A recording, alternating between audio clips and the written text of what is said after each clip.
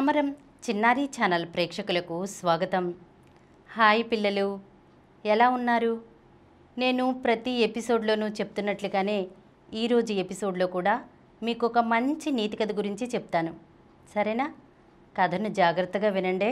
అనగనగా ఒక ఊళ్ళో పాపయ్య అనే పిసినారి ఉండేవాడు పిల్లలు. అతనికి తాతల ద్వారా సంక్రమించిన ఆస్తులు చాలానే ఉన్నాయి. కానీ వాటిని ఖర్చు పెట్టాలంటే మాత్రం పాపయ్య మనసు అంగీకరించేది కాదు. పిల్లికి కూడా బిచ్చమేసేవాడు కాదు.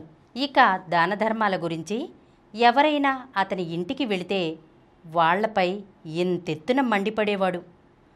పాపయ్య పిసినారితనం గురించి ఆ ఊరి వాళ్ళందరికీ బాగా తెలుసు. అందుకే ఎవ్వరూ అతని ఇంటికి వెళ్ళేవాళ్ళు కాదు.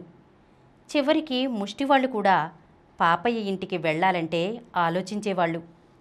ఇదిలా ఉండగా ఒకరోజు పొద్దున్న పాపయ్య తన ఇంటి ముందు కూర్చుని రాత్రి మిగిలిపోయిన అన్నంలో నీళ్లు పోసుకుని తింటూ ఉంటాడు. ఇంతలో అక్కడికి ఒక బిచ్చగాడు వచ్చి నిలబడతాడు. అది చూసిన పాపయ్య బిచ్చగాడి మీద మండిపడతాడు. పనిపాట ఏమీ లేదా? పొద్దున్నే వచ్చి నా వాకిట్లో నుంచున్నావు. నువ్వు ఎంతసేపు నుంచున్నా నీకు ఒక ముద్ద కూడా వేసేది లేదు. ముందు పో ఇక్కడి నుంచి అని ఆ బిచ్చగాడిని కసురుతాడు పాపయ్య. అప్పుడు ఆ బిచ్చగాడు, అయ్యా, నేను ఇక్కడికి అన్నం కోసం రాలేదు. ఈరోజు తినడానికి నాకు చాలా భోజనమే దొరికింది. కాకపోతే తాగడానికి నీళ్లే లేవు. మీరు కొంచెం నీళ్లు దానం చేస్తారని ఇలా వచ్చానయ్యా అంటాడు. అప్పుడు పాపయ్య, ఆహా, నువ్వడిగినట్లు నేను నీకు నీళ్ళిస్తే దానివల్ల నాకొచ్చే లాభం ఏంటి అంటాడు. అప్పుడు ఆ బిచ్చగాడు, నాలాంటి అభాగ్యుడికి నీళ్ళివ్వడం వలన మీకు బోలెడంత పుణ్యం దొరుకుతుందయ్యా అంటాడు. ఆ మాటలు విన్నటువంటి పాపయ్య బిచ్చగాడిని పరీక్షగా చూసి, అలాంటి పుణ్యమేది నాకు వద్దులే గాని నీ గిన్నెలో ఉన్న కూరను నాకు కాస్త పెట్టు, నీకు నీళ్ళిస్తాను అంటాడు. పాపయ్య మాటలకు ఆ బిచ్చగాడు ఆశ్చర్యపోయి తన మనసులో ఇలా అనుకుంటాడు, ఊర్లో అందరూ ఇతని పిసినారితనం గురించి చెబుతుంటే ఏమో అనుకున్నాను. కానీ ఇప్పుడు ఇతన్ని కళ్ళారా చూస్తుంటే తెలుస్తుంది, ఇతను పిసినారే కాదు, పెద్ద ముష్టివాడు కూడా అనుకుని తన గిన్నెలో ఉన్న కూరని తీసి పాపయ్య గిన్నెలో వేసి నీళ్లు తాగి అక్కడి నుండి వెళ్ళిపోతాడు. ఇదంతా చూసినటువంటి పాపయ్య భార్య శాంతమ్మ భర్త పిసినారితనం చూసి చివరికి బిచ్చగాడి దగ్గరే పిచ్చమెత్తడం చూసి బాధపడుతుంది. భర్త దగ్గరకు వచ్చి, మీ పిసినారితనం మూలంగా ఊళ్ళో పరువంతా పోతోంది. ఎందుకండి ఇంత పిసినారితనం?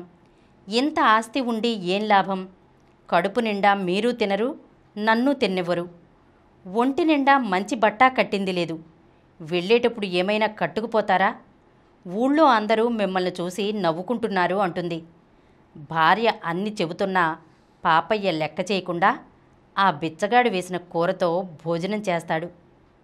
ఇక ఆ మరుసటి రోజు పాపయ్య భార్యతో, ఏమోయ్ శాంత, పొలంలో చల్లడానికి ఎరువులు అయిపోయాయి. నేను పట్నానికి వెళ్ళి ఎరువులు తీసుకువస్తా. నేనొచ్చేంతవరకు తలుపులు జాగ్రత్తగా వేసుకో. అసలే మొన్న ఆస్తులన్నీ అమ్మేసిన డబ్బు, నగలు అన్నీ ఇంట్లోనే ఉన్నాయి. జాగ్రత్త, అసలే రోజులేం బాగోలేవు. దొంగల బెడద ఎక్కువగా ఉంది అంటాడు. దానికి శాంతమ్మ, ఎరువులు తేవడానికి మీరెందుకండి వెళ్ళడం? ఎవరినైనా పంపిస్తే వెళ్ళి తెస్తారు కదా అంటుంది. అప్పుడు పాపయ్య భార్యతో, తెస్తారు, ఎందుకు తేరు? వాళ్ళకైతే ఎరువుల డబ్బులతో పాటు రిక్షా డబ్బులు కూడా ఇవ్వాలి. అదే నేను వెళితే హాయిగా నడుచుకుంటూ వెళ్తాను. రిక్షా డబ్బులు మిగులుతాయి. నడవడం వల్ల ఆరోగ్యమూ వస్తుంది అంటాడు.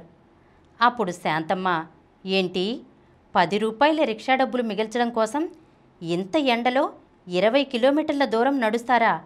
అది కూడా ఈ వయసులో అంటుంది.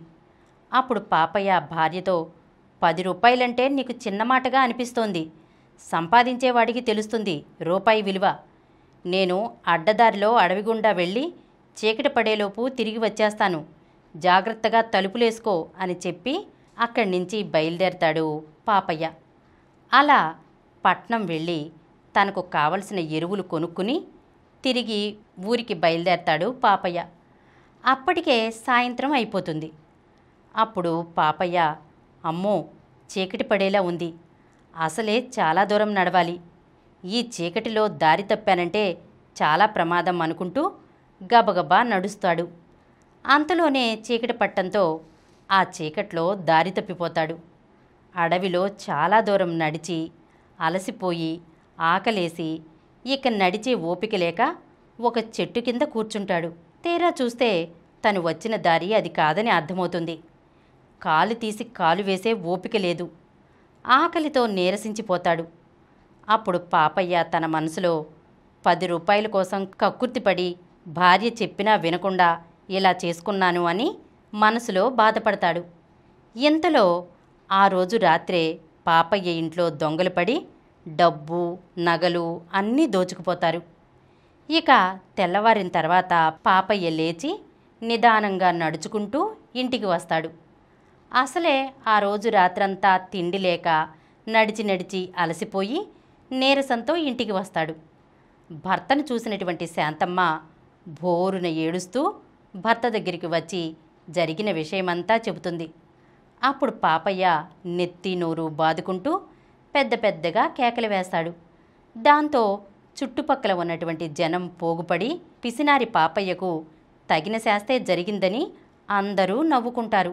అప్పుడు పాపయ్య భార్య పాపయ్యను చూసి, చూశారా, మీ పిసినారితనంతో మీరు తినకుండా నన్ను తిననివ్వకుండా చేశారు.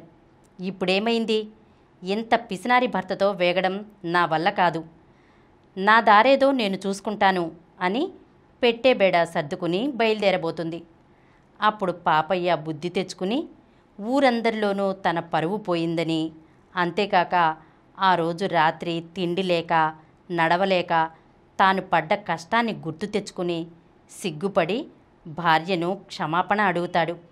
ఇంకెప్పుడు జీవితంలో పిసినారితనంగా ఉండకుండా ఆపదలో ఉన్న వాళ్ళకి సాయం చేస్తూ తన భార్యను కూడా బాగా చూసుకుంటూ హాయిగా జీవిస్తాడు.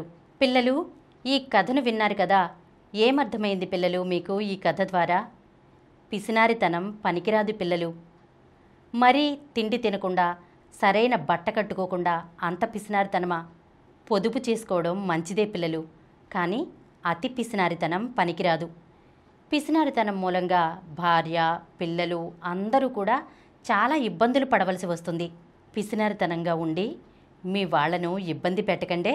అంతేకాకుండా నీతిగా నిజాయితీగా ఉండాలి, ఎవ్వరినీ మోసం చేయకూడదు, అబద్ధాలు ఆడకూడదు, సత్ప్రవర్తనతో మెలగాలి.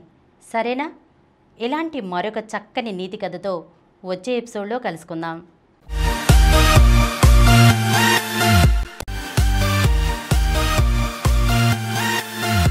ఈ కార్యక్రమం మీకు ఎంతో నచ్చింది కదా.